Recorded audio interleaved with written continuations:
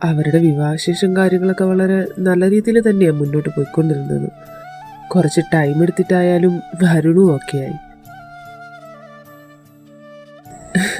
നിനക്കറിയോ, ലച്ചു ഇന്നേ വരെ അവനെ പറ്റി ഒരു പരാതി പോലും പറഞ്ഞ് ഞാൻ കേട്ടിട്ടില്ല. മറിച്ച് വേദയ്ക്കെന്നും പരാതിയായിരുന്നു. ഞാൻ അവളുടെ കൂടെ വേണ്ട പോലെ ടൈം സ്പെൻഡ് ചെയ്യുന്നില്ല എന്നും പറഞ്ഞു. ഇടയ്ക്ക് അച്ഛനും പറയാറുണ്ട്, ഇതിപ്പോ ഞങ്ങളുടേതാണോ അതോ അവരുടേതാണോ ലവ് മാരേജ് എന്ന്. സത്യം പറഞ്ഞാൽ വരുണിന്റെ കൂടെ ഉള്ളപ്പോഴാണ് എൻ്റെ ലച്ചു ഏറ്റവും കൂടുതൽ സന്തോഷിച്ച് ഞാൻ കണ്ടിട്ടുള്ളത്. പക്ഷെ ആ സന്തോഷത്തിന് അധികം ആയുസ് ഉണ്ടായിരുന്നില്ല. ആരോ അവരെ കണ്ണുവെച്ചതാണെന്നാ വേദ പറയാറ്. ചിലപ്പോ സത്യമായിരിക്കും. അതുകൊണ്ടല്ലേ അപ്പൂസ് ആയതിനു ശേഷം എൻ്റെ ലച്ചുവിന് പഴയതുപോലെ വയ്യാണ്ടായത്.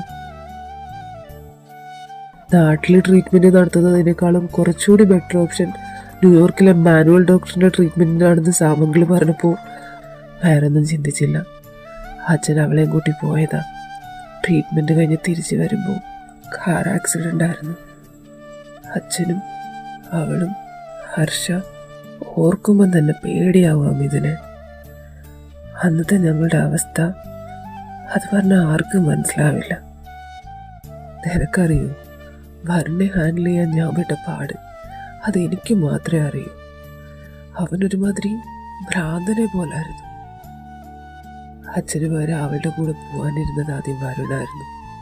പക്ഷെ അപ്പൂസിന് ചെറിയൊരു പനി വന്ന കാരണം ലച്ചു അവനെ കൂടെ വരാൻ സമ്മതിച്ചില്ല. അങ്ങനെ അവൻ്റെ അച്ഛനും അവളും കൂടി പോയത്. ആ പോക്കിൽ എനിക്ക് നഷ്ടപ്പെട്ടത് എൻ്റെ.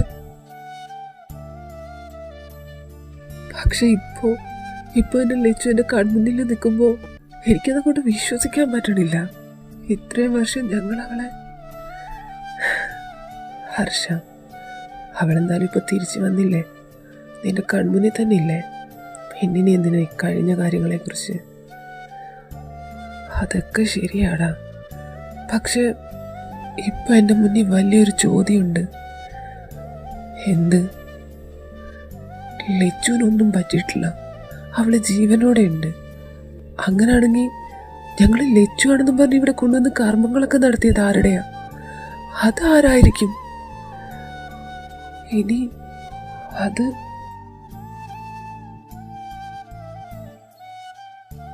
നിങ്ങളപ്പോ അവരുടെ ബോഡി കണ്ടിട്ടുണ്ടായിരുന്നില്ലേ? ഇല്ല, കാറ് മൊത്തത്തിൽ കത്തിക്കരിഞ്ഞു പോയിരുന്നു. അകപ്പാടെ അച്ഛനെ മാത്രമേ തിരിച്ചറിയാൻ പറ്റിയുള്ളൂ. ലച്ചുവിൻ്റെ താലിമാല വെച്ചിട്ടാണ് ഞങ്ങൾ കൂടെ ഉണ്ടായിരുന്നത് അവളാണെന്ന് വിചാരിച്ചത്. അന്ന് അവൻ പറഞ്ഞത് അത് അവൻ്റെ ലച്ചു അല്ലാന്ന്. എന്നിട്ടും ഞാൻ കേൾക്കാൻ കൂട്ടാക്കിയില്ല. അതൊക്കെ അവൻ്റെ മനസ്സിൻ്റെ തോന്നലാണെന്ന് മാത്രമാണ് വിചാരിച്ചത്. പക്ഷെ അവൻ പറഞ്ഞത് സത്യമായിരുന്നു.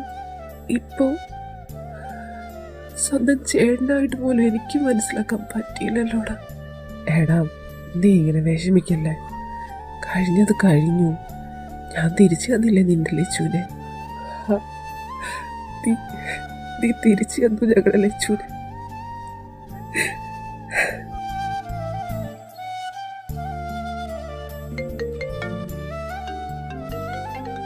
വരുണ കാണാഞ്ഞോണ്ട് വിളിക്കായിരിക്കും. ആ, നീ എന്തായാലും കോൾ എടുക്ക്. ആ, ഹലോ ഡാ, നീ എവിടാ? എടാ, എന്താ പറ്റിയേ? ഒന്ന് പെട്ടെന്ന് ഓഫീസിലേക്ക് വാ. എന്താ കാര്യം? അത് ഞാൻ ഇന്ന് അപ്പൂസിന്റെ സ്കൂളിൽ ചെന്നപ്പോ അവിടെ എൻ്റെ ലച്ചു കൊണ്ടടാ, അവന്റെ ടീച്ചറായിട്ട്. വരുണേ, നീ ഒന്ന് പെട്ടെന്ന് വാ. ആടാ, ദാ വരുവാ. എന്താ പറഞ്ഞേ? അവൻ ലച്ചുവിനെ കണ്ടല്ലേ?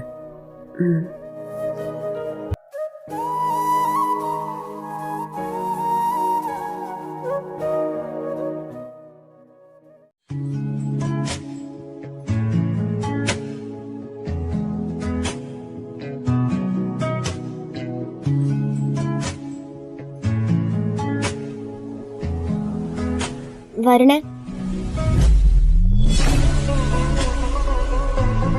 മോനെന്താ പറ്റിയേ? നീ രാവിലെ സ്കൂളിൽ നിന്ന് കോള് വന്നിട്ട് അങ്ങോട്ടേക്ക് പോയെന്ന് പറയുന്ന കേട്ടു. അതാ ചോദിച്ചേ. അവനെന്തേലും പ്രശ്നമുണ്ടോ? വരണ, നീ എന്തൊന്നും മിണ്ടാത്തെ? ഇറങ്ങിപ്പോടി. എടാ ഞാൻ പോകാൻ. അങ്ങനെ പോവാൻ പറ്റത്തില്ല. നീ എന്താ ഇങ്ങനെ ഇരിക്കുന്നേന്ന് പറ. ഇനി അവൻ എന്തെങ്കിലും വയ്യായ്മ ഉണ്ടെങ്കിൽ വാ, നമുക്ക് ഒരുമിച്ച് അവനെ ഹോസ്പിറ്റലിൽ കൊണ്ടുപോവാം. അല്ലെങ്കിൽ ഒരു കാര്യം ചെയ്യ്, 2 ദിവസം നീ അവനെ എൻ്റെ കൂടെ വിട്, ഞാൻ നോക്കിക്കോളാം. ഒന്നുമില്ല, എൻ്റെ മോനായിട്ട് വളരാനുള്ളതല്ലേ. മതി, നിർത്തിക്കോ. നിന്നോട് ഇവിടുന്ന് ഇറങ്ങി പോവാനാ ഞാൻ പറഞ്ഞത്. എന്റെ മൂഡ് ഒട്ടും ശരിയല്ല. വെറുതെ എന്നെ കൊണ്ട്. എടാ, ഞാൻ പറഞ്ഞത് സത്യമല്ലേ? ലക്ഷ്മിയെ നീ കെട്ടിയില്ലായിരുന്നെങ്കിൽ ഇന്ന് നമ്മൾ ഒരുമിച്ച് ജീവിച്ചേനെ. അങ്ങനെ ആവുമ്പോ അവൻ എൻ്റെ നിന്റെ മോനായനെ. നീ ഇനിയെങ്കിലും ഒന്ന് പ്രാക്ടിക്കലായിട്ട് ചിന്തിക്കുക.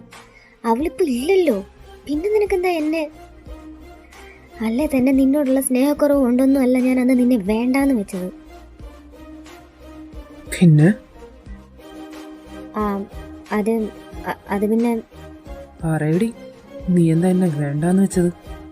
ഇത്രയും നാളും ഞാൻ അതിന്റെ തുമ്പ് പിടിച്ച് നിന്റെ പിന്നാലെ വന്നിട്ടില്ല. അന്ന് നിന്റെ വായിന്ന് കേട്ടത് മാത്രമേ എനിക്കറിയുള്ളൂ.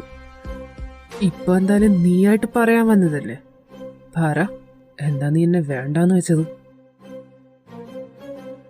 പറയടി. എടാ, അത് നമ്മൾ ആഗ്രഹിക്കുന്ന പോലെ ലൈഫ് എൻജോയ് ചെയ്ത് ജീവിക്കണമെങ്കിൽ നമുക്ക് ക്യാഷ് വേണം. അതന്ന് ലക്ഷ്മിയുടെ കയ്യിലുണ്ടായിരുന്നു. അവളുടെ അച്ഛൻ എൻ്റെ മുന്നിൽ നിന്ന കാര്യം പ്രസൻറ്റ് ചെയ്തപ്പോൾ എൻ്റെ മൈൻഡിൽ ഇതാ വന്നത്.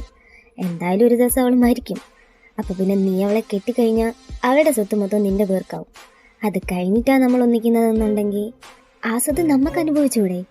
അതാകുമ്പോൾ അത് വെറുതെ പോകത്തുമില്ല, നമ്മളുടെ ലൈഫ് അടിപൊളിയായിട്ട് പോവുകയും ചെയ്യും. പിന്നെ ലക്ഷ്മിയുടെ ആഗ്രഹമല്ലായിരുന്നു നിന്നെ വിവാഹം ചെയ്യണമെന്നുള്ളത്. ഇതാകുമ്പോൾ അതും നടക്കും. അവളുടെ മരണശേഷം അവളുടെ ആത്മാവിനും ശാന്തി കിട്ടത്തില്ലേ? അതാ ഞാൻ.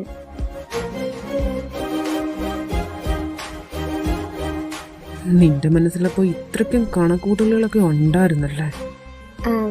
അത് നീയപ്പോ ലച്ചു ഞങ്ങളെ വിട്ട് പെട്ടെന്ന് പോവാൻ വേണ്ടി ഒരുപാട് പ്രാർത്ഥിച്ചു കാണുമല്ലോ അല്ലേ? വരുണൻ, നീ പറ, ഞാനല്ലേ ചോദിക്കുന്നേ. നീ അപ്പൊ ഒരുപാട് പ്രാർത്ഥിച്ചിട്ടുണ്ടാവും അല്ലേ? പിന്നല്ലാണ്ട്. നിന്നെ അവളെ ഒരുമിച്ച് കാണുമ്പോഴൊക്കെ എനിക്ക് അവളെ കൊല്ലാനുള്ള ദേഷ്യം വരും. പിന്നെ എന്തായാലും ഒരു ദിവസം തീരാനുള്ളതല്ലെന്ന് ആലോചിക്കുമ്പോഴാണ് ഞാനങ്ങ് അടങ്ങുന്നത്. അല്ലായിരുന്നെങ്കിൽ ഞാൻ അവളെ എന്തേലും ചെയ്തേനെ.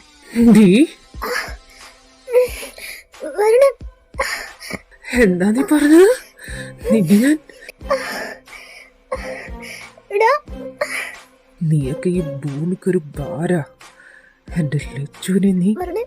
എനിക്ക് വേദനിക്കുന്നുണ്ട്.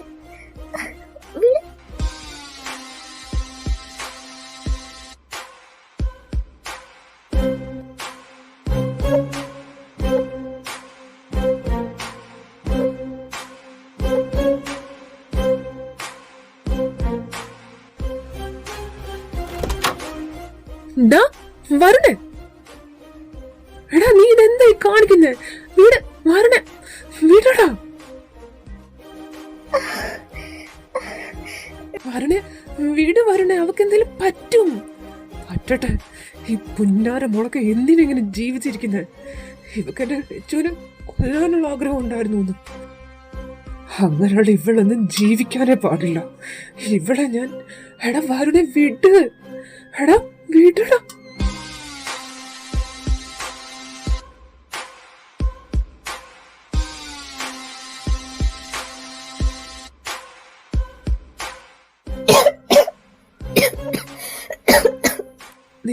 നിത്യ നീ ഓക്കെ അല്ലേ? നീ ഇപ്പൊ ചെല്ലാൻ നോക്കൂ. ചെല്ലേ.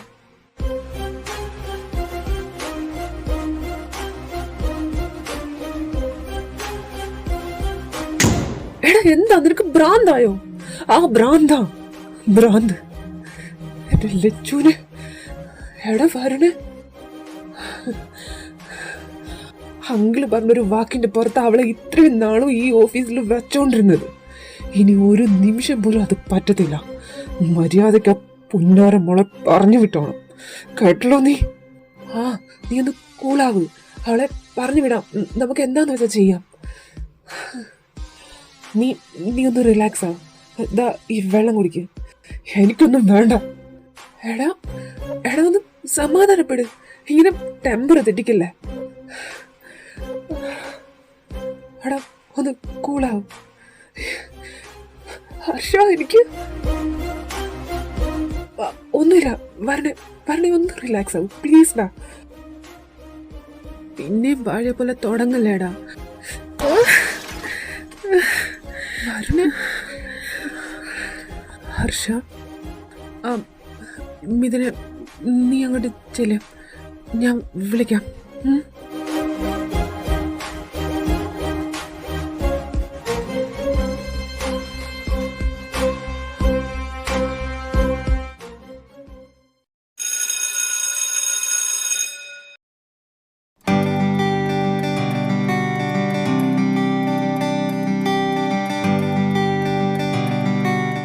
മമ്മ മമ്മ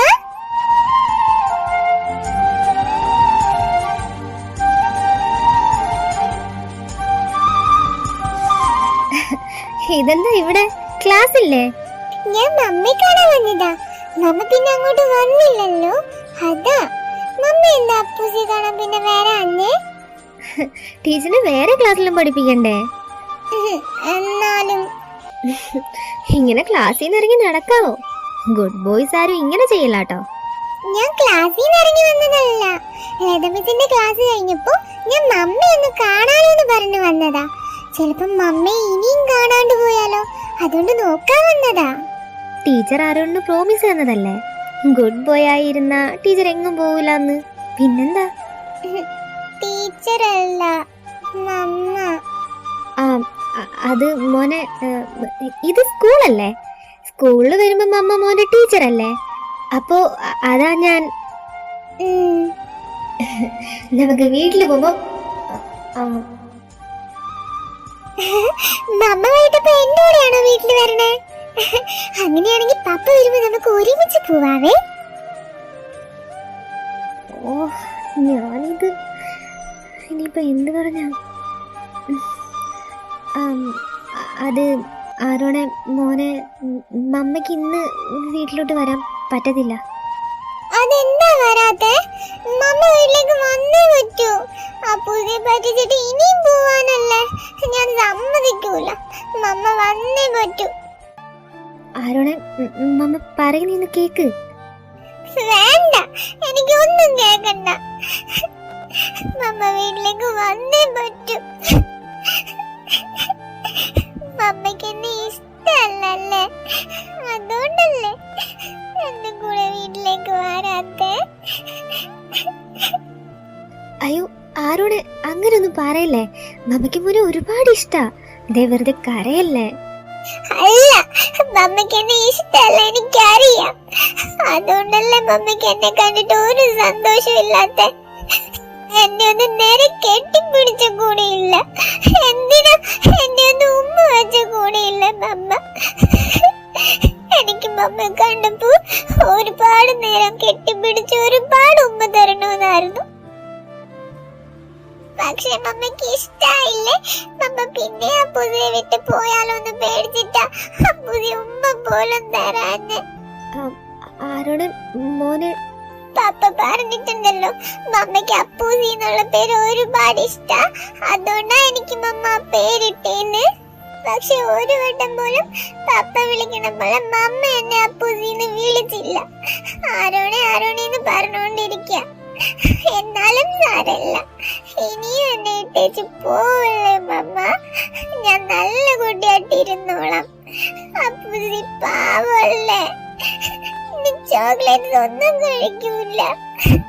പ്ലീസ് മമ്മ, പോവല്ലേ മമ്മ. അപ്പൂസ് കരയല്ലേ. എന്തിനാ ഇങ്ങനെ കരയുന്നേ? മമ്മിക്ക് മോനെ ഇഷ്ടമല്ലാത്തോണ്ടല്ല. മമ്മിക്കിപ്പോ അവിടെ വന്ന് നിക്കാൻ പറ്റുന്ന സിറ്റുവേഷൻ അല്ലാത്തോണ്ടല്ലേ. മോനൊന്ന് മനസ്സിലാക്ക്. വേണ്ട മമ്മ, ഒന്നും പറയണ്ട. മമ്മിക്ക് എന്നെയും പപ്പേനെ ഇഷ്ടമല്ല. ആരാ പറഞ്ഞേ നമ്മക്ക് അപ്പൂസിയും പപ്പേനെ ഇഷ്ടമല്ലാന്ന്? നമ്മക്ക് അപ്പൂസിയും പപ്പേനെ ഒരുപാട് ഇഷ്ടാ.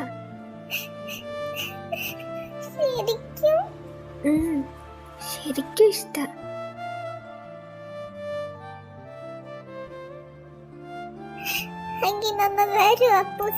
വീട്ടിലേക്ക് എന്റെ അപ്പൂസി നല്ല കുട്ടിയല്ലേ? നമ്മ പറയണത് ഒന്ന് കേക്ക്. മമ്മയുടെ അമ്മയ്ക്ക് സുഖമില്ലാണ്ടിരിക്കല്ലേ? അപ്പോ അമ്മമ്മ ഒറ്റയ്ക്കാക്കിയിട്ട് എങ്ങനെയാ മമ്മ അങ്ങോട്ടേക്ക് വരാ? അപ്പൊ അമ്മമ്മയുടെ അടുത്ത് ആരാ ഉള്ളേ? മമ്മ പാവല്ലേ? അത് അമ്മയുടെ അമ്മ. അപ്പൂസിക്ക് അറിയില്ലേ? ഇല്ലല്ലോ, പപ്പ എന്നോട് അങ്ങനെ ഒരു അമ്മമ്മയുടെ കാര്യം പറഞ്ഞിട്ടില്ലല്ലോ. അത് പപ്പ മറന്നു പോയതായിരിക്കും. അല്ല, പപ്പ മറന്നൊന്നും പോകത്തില്ല. മമ്മ കള്ളം പറയുന്നതാ, എനിക്കറിയാം. അയ്യോ അല്ല മോനെ, മമ്മ എന്താ അപ്പൂസിയോട് കള്ളം പറയോ? മമ്മ അങ്ങോട്ട് വരത്തില്ലെങ്കിൽ അപ്പൂസി മമ്മയുടെ കൂടെ വരുവാ. ഞാനും വരുന്നു അമ്മൂമ്മേനെ കാണാൻ. അയ്യോ, അപ്പൂസി മമ്മയുടെ കൂടെ വന്നാ പിന്നെ പപ്പയ്ക്ക് വേറെ ആരാ കൂട്ട്? പപ്പയ്ക്ക് അവിടെ മറ്റേ അമ്മൂമ്മ ഉണ്ടല്ലോ, പിന്നെന്താ? എന്നാലും ഇപ്പൊ മോൻ വരണ്ട, നമുക്ക് പിന്നൊരു ദിവസം മമ്മ കൊണ്ടുപോവാം. ഇല്ല, അപ്പൂസി വരും മമ്മയുടെ കൂടെ. അപ്പൂസെ മോനെ, മമ്മ പറയുന്നതൊന്ന് കേക്ക്. ഇനിയും സമയമുണ്ടല്ലോ, നമ്മ കൊണ്ടുപോവാം. ഇല്ല.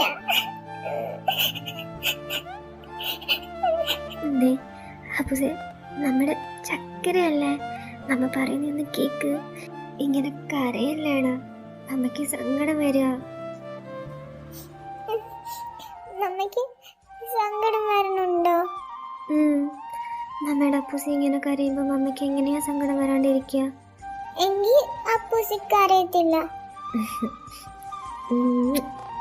എന്റെ മുൻകൂർ പോയ കേട്ടോ. മമ്മ അപ്പൂസിയെ കൊണ്ടുപോവോ? അപ്പൂസിക്ക് മമ്മ ഒരുപാട് ഇഷ്ടല്ലേ? ഒരുപാട് ഇഷ്ട. അപ്പോ മമ്മ പറയുന്നത് അപ്പൂസി കേക്കോ? കേക്കാം. അങ്ങനെയാണെങ്കിൽ അപ്പൂസിയ മമ്മ വേറൊരു ദിവസം അമ്മൂമ്മയെ കാണാൻ കൊണ്ടോ? അത് അമ്മ പറയട്ടെ. മമ്മ പറ. ഇപ്പൊ അമ്മമ്മയ്ക്ക് സുഖമില്ലാത്തോണ്ട് പുറത്തുനിന്നുള്ളവരെ ഒന്നും അവിടെ കയറ്റാൻ പറ്റത്തില്ല. അതെന്താ? അത് അമ്മമ്മയ്ക്ക് ഇൻഫെക്ഷൻ ആവും, അതുകൊണ്ട്. എന്നുവെച്ചാ അത് അമ്മൂമ്മയുടെ അസുഖം ഒന്നുകൂടി കൂടും, വയ്യാണ്ടാവും, അതാ. ആണോ? അപ്പൊ എന്താ ചെയ്യാ? അതല്ലേ മമ്മ പറഞ്ഞത്, അമ്മൂമ്മയുടെ അസുഖം മാറിക്കഴിയുമ്പോൾ മമ്മ അപ്പൂസി അങ്ങോട്ടേക്ക് കൊണ്ടുപോകാം. അതുപോലെ അമ്മൂമ്മയുടെ അസുഖം മാറുമ്പോൾ മമ്മ അങ്ങോട്ടേക്കും വീട്ടിലേക്കും വരാം. അതുവരെ നമുക്കിങ്ങനെ സ്കൂളിൽ വരുമ്പോ കാണാലോ. അപ്പൂസെ കരയാൻ തുടങ്ങല്ലേ, മമ്മ പറഞ്ഞില്ലേ അപ്പൂസി ഗുഡ് ബോയ് ആന്ന്. എന്നിട്ടിങ്ങനെ എനിക്ക് മമ്മ പറ്റത്തില്ല. എനിക്ക് മമ്മേന്റെ കൂടെ കളിക്കണം, മമ്മേന്റെ കൂടെ കിടന്ന് ഉറങ്ങണം, മമ്മ എനിക്ക് ചോറ് വാരി തരണം. എന്തൊക്കെയുണ്ടെന്നറിയോ മമ്മയ്ക്ക് ചെയ്യാൻ? ഇതെല്ലാം മമ്മ ചെയ്യാം, നമുക്ക് കുറച്ച് സമയം കൊടുത്താ അപ്പൂസെ. കുറച്ച് സമയം കൊടുത്തന്നാ മമ്മ ഇതൊക്കെ ചെയ്യൂ? ഷുവർ, പ്രോമിസ്, മമ്മ എന്തായാലും ചെയ്യും.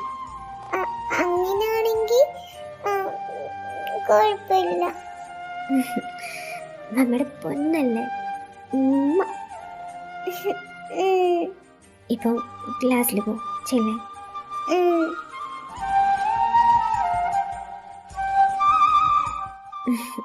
ചെല്ല്. പോവാ.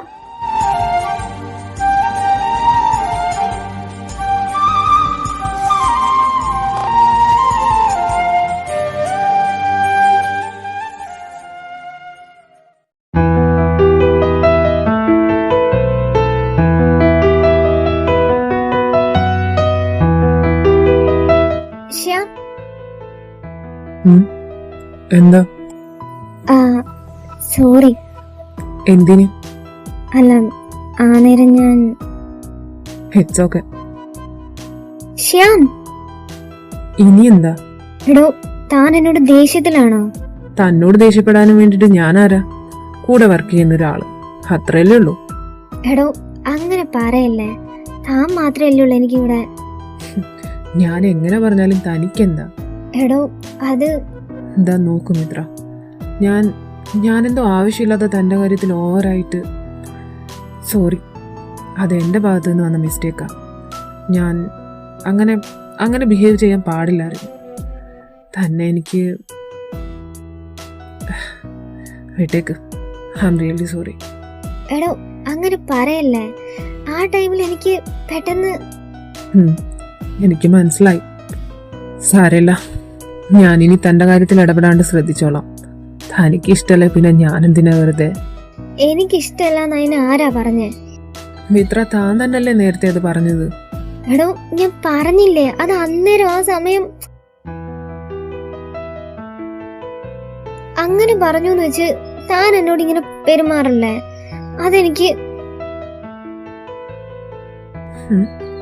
തനിക്ക് അത്... പറയടോ, ഞാനിങ്ങനെ പെരുമാറിയ തനിക്കെന്താ പ്രശ്നം? അത്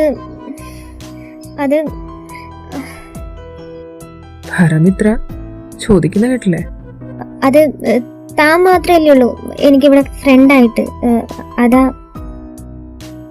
ഓ, അതുകൊണ്ടാണോ? അതുകൊണ്ട് മാത്രല്ല. പിന്നെ വേറെന്താ റീസൺ? അത് അത് അത് പിന്നെ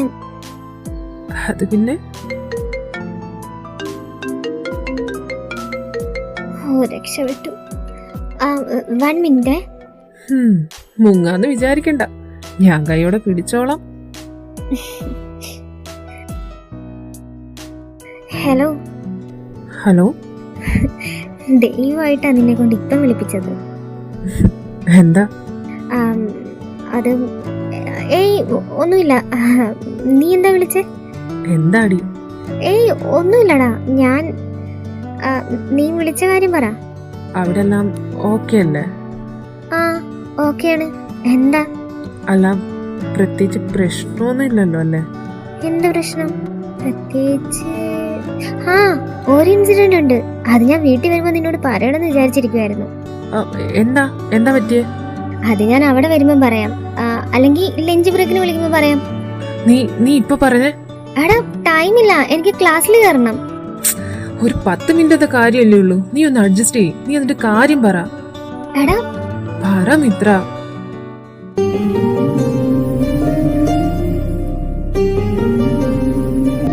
എടാ, കഴിഞ്ഞ ദിവസം ഞാനൊരു കുട്ടിയുടെ കാര്യം പറഞ്ഞില്ലേ, ആരോൺ. അവൻ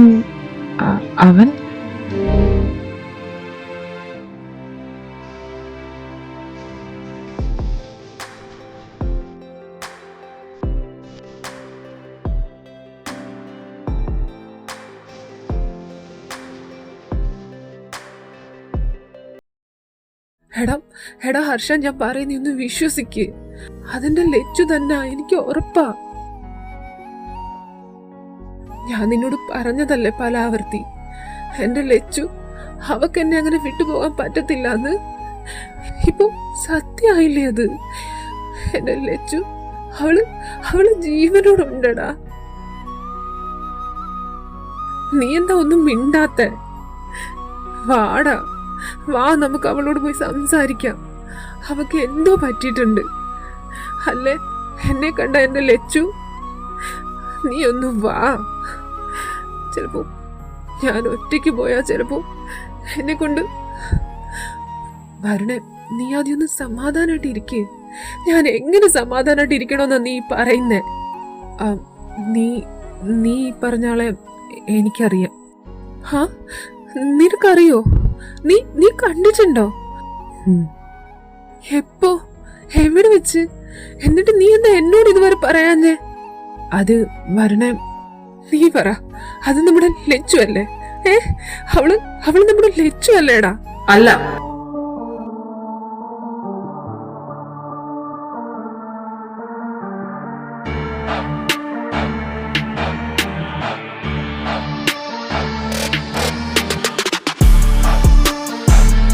അത് നിങ്ങളുടെ ലച്ചുമല്ല, എൻ്റെ മിത്രയാ. എന്താ മിഥുൻ? മിഥുൻ ഇത് ആരെക്കുറിച്ചാ പറയുന്നേ? ഹർഷൻ പറയുന്നത് സാറിന്റെ വൈഫിനെ കുറിച്ചല്ല, എൻ്റെ സിസ്റ്റർ മിത്രയെ കുറിച്ചാ.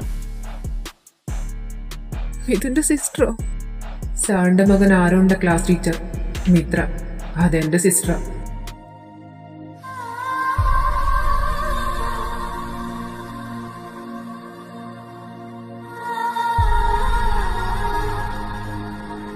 ഹർഷ,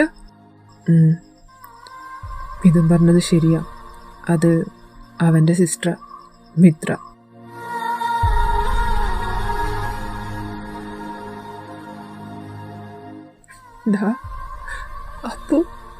അപ്പോ അതെന്റെ ലച്ചു അല്ല.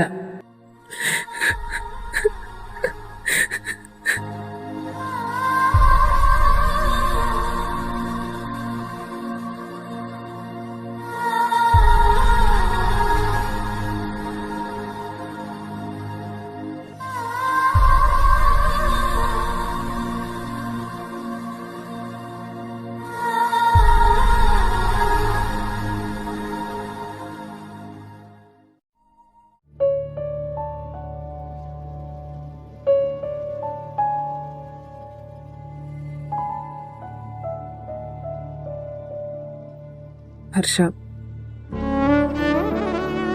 സോറി.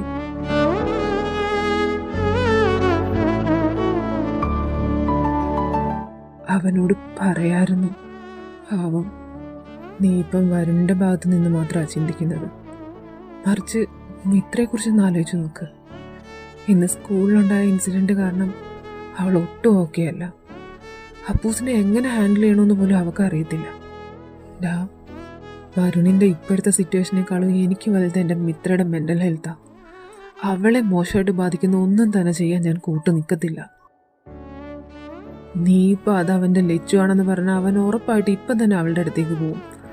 പിന്നെ അവൻ എന്തൊക്കെയാ ചെയ്തു കൂട്ടാൻ പോകുന്നതെന്ന് നിനക്ക് ഊഹിക്കാലോ. അത് അവളെ ബാധിക്കാൻ പോകുന്നത് വളരെ മോശമായിട്ടായിരിക്കും. ഞാൻ ഒരുപാട് കഷ്ടപ്പെട്ടിട്ടാണ് എൻ്റെ മിത്ര ഇതുവരെ കൊണ്ടെത്തിച്ചത്. ഒറ്റ നിമിഷം കൊണ്ട് അത് ഇല്ലാണ്ടാക്കാൻ ഞാൻ സമ്മതിക്കത്തില്ല. ചിലപ്പോൾ അവൻ്റെ എടുത്തുകാട്ടം കാരണം നഷ്ടമാകാൻ പോകുന്നത് നമുക്ക് അവളെ തന്നെ ആയിരിക്കാം. അതുകൊണ്ട് എന്തായാലും ഇത്രയും നാളും കാത്തില്ലേ, ഇനി കുറച്ച് നാളും കൂടി ഒന്ന് ക്ഷമിക്കേ പ്ലീസ്. അവളെൻ്റെ ലച്ചു ആയിരുന്ന സമയം എനിക്ക് അവളെ നല്ലപോലെ അറിയായിരുന്നു. പക്ഷേ അവളിപ്പം നിൻ്റെ മിത്രയാ. അതുകൊണ്ട് എന്നെക്കാളും കൂടുതലും നിനക്കേ അവളെ അറിയുള്ളൂ. അതുകൊണ്ട് തന്നെ നീ എന്താണോ പറയുന്നത് അതാണ് എനിക്ക് ശരി. അത് മാത്രമേ ഞാനും ചെയ്യുള്ളൂ.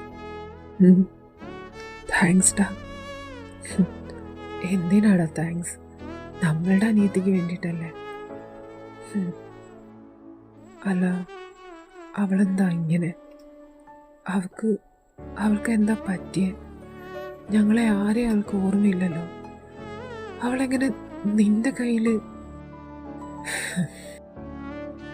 നീ പറഞ്ഞില്ലേ അവൾക്കും അച്ഛനും ന്യൂയോർക്കിൽ വെച്ചിട്ടാണ് അപകടം സംഭവിച്ചതെന്ന്.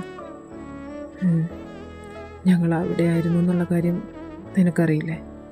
ആ, നിങ്ങൾ അവിടെ നിന്നല്ല ഇങ്ങോട്ടേക്ക്? എനിക്കവളെ അവിടെ നിന്ന് കിട്ടിയതാ. മനസ്സിലായില്ല? മിത്രയുടെ ഒരു ഓർമ്മ ദിവസം പള്ളിയിൽ പോയി തിരിച്ചു വരുമ്പോൾ ഞങ്ങളുടെ കാറിന് മുന്നിൽ പെട്ടതാ അവള്. ശരീരം മുഴുവൻ മുറിവുകളായിരുന്നു.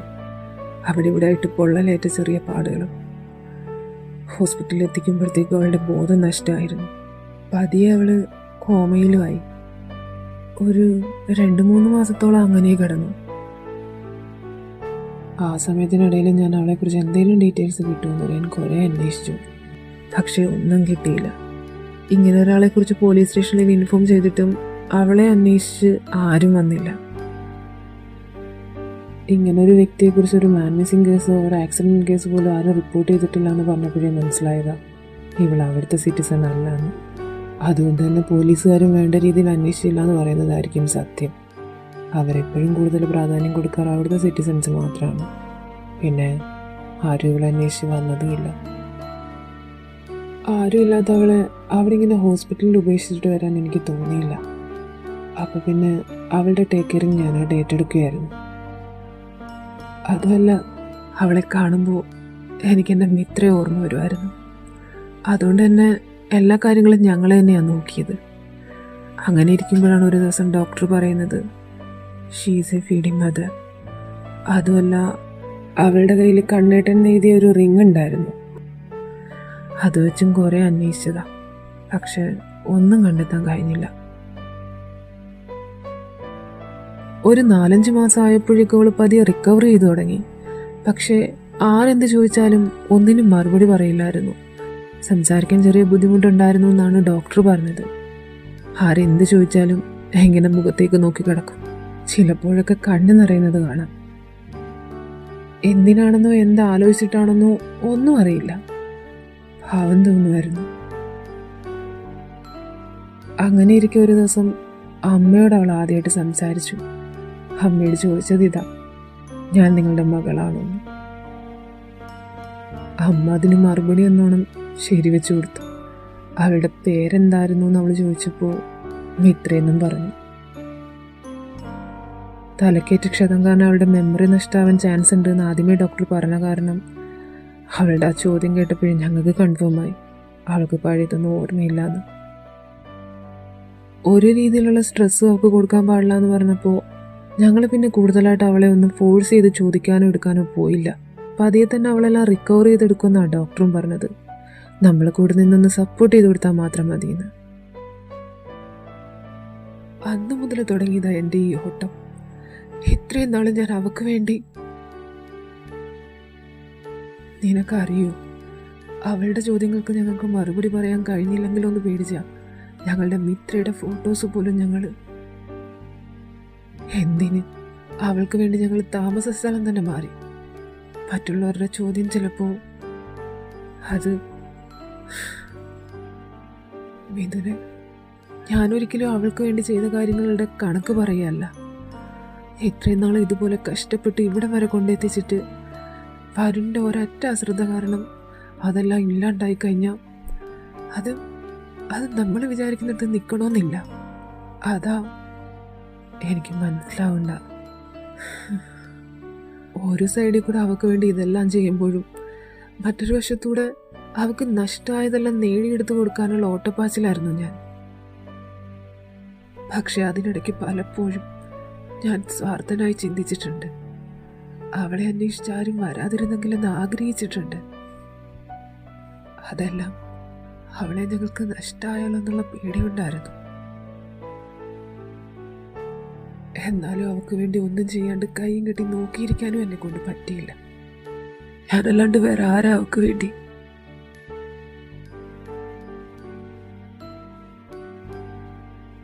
എന്തെങ്കിലും ഒരിക്കലും അവൾക്ക് പഴയതെല്ലാം ഓർമ്മ വന്ന് അവൾ എന്നോട് ചോദിക്കില്ലേ, നിങ്ങൾ എന്തുകൊണ്ടാണ് എനിക്ക് വേണ്ടി ഒന്നും ചെയ്യാഞ്ഞതെന്ന്? അന്ന് ഞാൻ അവളോട് എന്ത് മറുപടി പറയും? ഒരുപക്ഷെ എൻ്റെ ഈ സ്വാർത്ഥത കാരണമാണ് അവൾക്കെല്ലാം നഷ്ടപ്പെട്ടെന്ന് അവൾ വിശ്വസിച്ചാലോ? അതെനിക്ക് താങ്ങാൻ പറ്റില്ല. അതുകൊണ്ട് തന്നെ എന്തേലും ഒരിക്കൽ എന്നെ വിട്ട് അവൾ പോകുമെന്നുള്ള ബോധം ഉണ്ടായിട്ടും മനസ്സ് കല്ലാക്കി അവൾക്ക് വേണ്ടി തേടാൻ ഇറങ്ങിയത്. എൻ്റെ സ്വാർത്ഥതയുടെ പുറത്ത് ഞാൻ അവൾക്ക് വേണ്ടി ഒന്നും ചെയ്യാതിരുന്ന ഞാനത് അവളോട് ചെയ്യുന്ന ഏറ്റവും വലിയ ദ്രോഹമല്ലേ? പിന്നെ ഞാൻ അവളുടെ ഏട്ടനാന്ന് പറഞ്ഞിരിക്കുന്നതിൽ എന്താർത്ഥമുള്ളത്? എൻ്റെ മിത്രം അവളെന്നും സന്തോഷമായിട്ടിരിക്കണം, അത് മാത്രം മതി എനിക്ക്. അങ്ങനെ ഇരിക്കുമ്പോഴാണ് ഒരു ദിവസം ഞങ്ങളുടെ ഫാമിലി ഗെറ്റ് ടുഗദറിൽ വെച്ചിട്ട് കോച്ച് സാറും മിത്രയെ കാണുന്നത്. ആദ്യം അവളെ കണ്ടപാടെ സാറ് ചോദിച്ചത് ഏത് ലക്ഷ്മി അല്ലേന്നാ. ഞാൻ ശരിക്കും ഷോക്കായിപ്പോയി. ഞങ്ങളുടെ മിത്ര മറ്റാരുടെയൊക്കെയോ ലക്ഷ്മിയായിരുന്നു എന്ന് അന്നാ മനസ്സിലായത്. എന്നിട്ടും ഞാൻ എവിടേക്കോ കൺഫ്യൂസ്ഡ് ആയിരുന്നു. മിത്ര പലപ്പോഴും കണ്ണേട്ടൻ്റെ ഒരു പേര് വിളിച്ച് ഉറക്കത്തിൽ നിന്ന് ഞെട്ടിയുണരാറുള്ള കാരണം ആ പേരെൻ്റെ മൈൻഡിൽ സ്ട്രൈക്ക് ആയിട്ടുണ്ടായിരുന്നു. അതുമല്ല, അവളുടെ കയ്യിലുണ്ടായിരുന്ന റിങ്ങിലെ പേരും അതായിരുന്നു. അതിൽ നിന്ന് അവളുടെ ഹസ്ബൻഡിൻ്റെ പേര് അതാണെന്നാണ് ഞാൻ മനസ്സിലാക്കി വെച്ചിരുന്നത്. പക്ഷെ സാറ് പറഞ്ഞ സ്റ്റോറിയിൽ അങ്ങനെ ഒരു പേര് മെൻഷൻ ചെയ്തേ ഞാൻ കേട്ടില്ല. എന്നിട്ട് എന്ത് വരട്ടെ എന്ന് വെച്ചാൽ സാറിനോട് സംസാരിച്ച് ഇവിടുത്തെ ജോലി ശരിയാക്കിയത്. വരുണിൻ്റെ പിയാട്ടിരുന്ന് എനിക്ക് കുറച്ചുകൂടി കാര്യങ്ങൾ അറിയാൻ പറ്റുമല്ലോ, അതായിരുന്നു ഉദ്ദേശം. പക്ഷെ എൻ്റെ മിത്രം നിങ്ങളുടെ ലച്ചുവാണെന്ന് മനസ്സിലാക്കാൻ എനിക്ക് അധിക സമയം വേണ്ടി വന്നില്ല. അരുണിൻ്റെ ക്യാബിനിലെ അവരുടെ ഫോട്ടോസ് മാത്രം മതിയായിരുന്നു. അതുകൊണ്ട് തന്നെ ഞാൻ നിന്നോടെല്ലാം തുറന്നു പറഞ്ഞതും.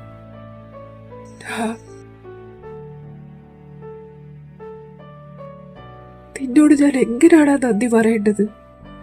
നീ ഇല്ലായിരുന്നെങ്കിൽ എന്റെ ലച്ചു, നീ അവക്ക് വേണ്ടി ഒരുപാട് ബുദ്ധിമുട്ടിയല്ലേ? എന്താടാ ഇത്? അവള് എന്റെ കൂടെ അനിയത്തിയല്ലേ? ഞാനല്ലാണ്ട് പിന്നെ ആരാണ് അവക്ക് വേണ്ടി? ശരിയാ, അവള് നമ്മുടെ അനിയത്തിയല്ലേ? അവക്ക് വേണ്ടി നമ്മളല്ലാണ്ട് പിന്നെ ആരാ?